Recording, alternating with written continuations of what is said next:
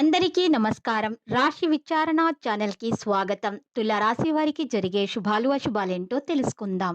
ఈ వీడియోని తప్పకుండా చివరి వరకు చూడండి. ఈ వీడియోని ఇంకా లైక్ చేయకపోతే వెంటనే లైక్ చేయండి.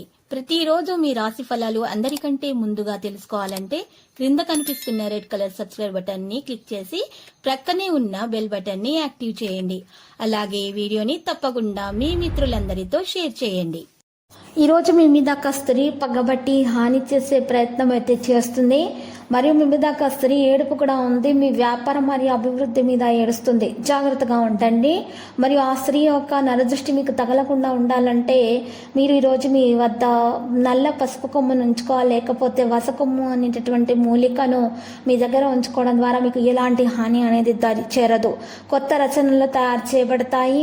ఈరోజు ఒక నిర్దిష్ట స్నేహితుని లేదా బంధువుని ద్వారా ఒక సమస్య చర్చిస్తారు. అదే సమయంలో ప్రతికూలమైనటువంటి వ్యక్తుల నుండి దూరంగా ఉండాలి. పూర్వీకుల కేసు కొనసాగుతుంటే గనక ఒత్తిడి అనేది పెరుగుతుంది. సహనం మరియు శాంతితో పరిష్కారాలను తొలగించండి. ప్రస్తుతం కొత్త పని సంబంధిత కార్యకలాపాలపై చర్యలు తీసుకోకండి. అధిక పని కారణంగా ప్రభుత్వ ఉద్యోగం చేసే వ్యక్తులు లైంగిక పని ఇవ్వవలసి వస్తుంది.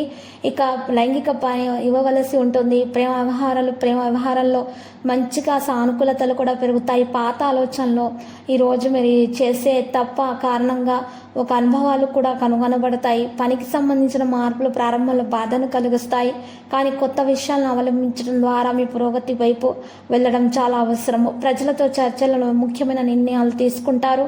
స్నేహితులతో సంబంధాలు కలిసి వస్తాయి. పని విస్తరించగలుగుతారు.